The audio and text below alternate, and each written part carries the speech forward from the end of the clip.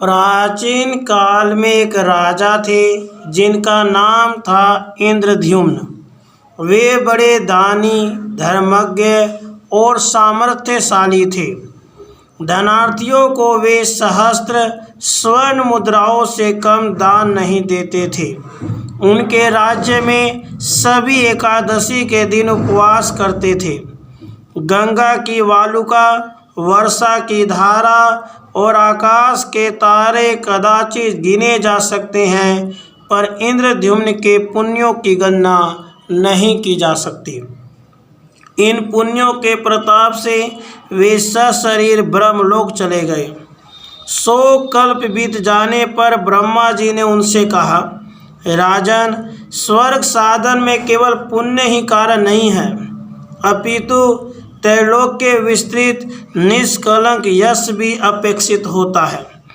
इधर चिरकाल से तुम्हारा यश क्षीण हो रहा है, उसे पुनः उज्जवल करने के लिए तुम वसुधा तल पर जाओ। ब्रह्मा जी के ये शब्द समाप्त भी न हो पाए थे कि राजा इंद्रद्युम्न ने अपने को पृथ्वी पर पाया। वे अपने निवास स्थल कांपिल्य नगर में गए और वहाँ के निवासियों से अपने संबंध में पूछताछ करने लगे। उन्होंने कहा, हम लोग तो उनके संबंध में कुछ भी नहीं जानते। आप किसी वृद्ध चिरायु से पूछ सकते हैं। सुनते हैं कि नैमिषारण्य में सप्तकल्पांत जीवी मार्कंडेय मुनि रहते हैं। कृपया आप उन्हीं से इस प्राचीन बात का पता लगाइए।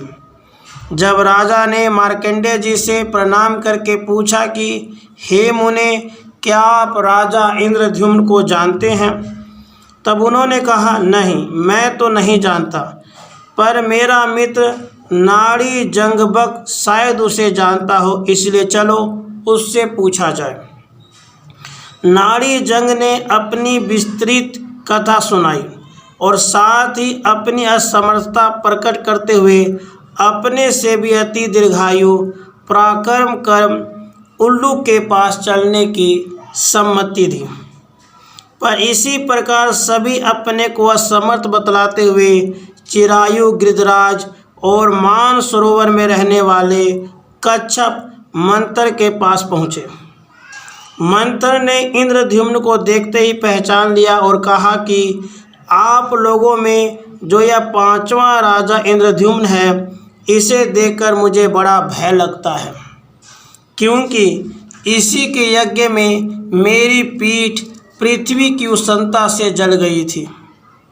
अब राजा की कीर्ति तो प्रतिष्ठित हो गई, पर उसने शेषनी स्वर्ग में जाना ठीक न समझा और मोक्ष साधन की जिज्ञासा की।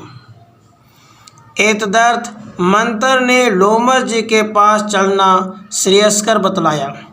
लोमस जी के पास पहुंचकर यथाविधि प्रणाम आदि करने के पश्चात मंथर ने निवेदन किया कि इंद्रद्युम्न कुछ प्रश्न करना चाहते हैं। महर्षि लोमस की आज्ञा लेने के पश्चात इंद्रद्युम्न ने कहा, महाराज, मेरा प्रथम प्रश्न तो यह है कि आप कभी कुटिया न बनाकर शीत, आतप तथा वृष्टि से बचने के लिए केवल एक मुट्ठी तृण ही क्यों लिए रहते हैं? मुनि ने कहा, राजन, एक दिन मरना अवश्य है, फिर शरीर का निश्चित नाश जानते हुए भी हम घर किसके लिए बनाएं? यौवन, धन तथा जीवन ये सभी चले जाने वाले हैं। ऐसी दशा में दान ही सर्वोत्तम भवन है। इंद्रद्युम्न ने पूछा, मुनि, यह आयु आपको दान के परिणाम में मिली है अथवा तपस्या के प्रभाव से? मैं यह जानना चाहता हूँ। लोमस जी ने कहा, राजन, मैं पूर्व काल में एक दरिद्र शूद्र था। एक दिन दोपहर के समय जल के भीतर मैंने एक बहुत बड़ा शिवलिंग देखा।